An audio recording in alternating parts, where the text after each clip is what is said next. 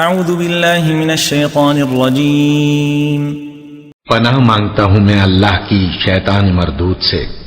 شہر رمضان الذی انزل فیہ القرآن ھدی للناس وبینات من الہدی والفرقان فمن شہد منکم الشہر فلیصمہ ومن كان مريضا أو على سفر فعدة من أيام أخر يريد الله بكم اليسر ولا يريد بكم العسر ولتكملوا العدة ولتكبروا الله على ما هداكم ولعلكم تشكرون۔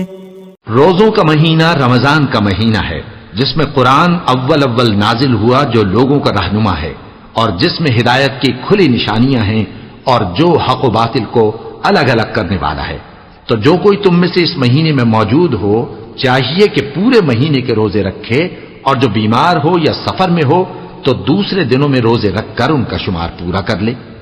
اللہ تمہارے حق میں آسانی چاہتا ہے اور سختی نہیں چاہتا، اور یہ آسانی کا حکم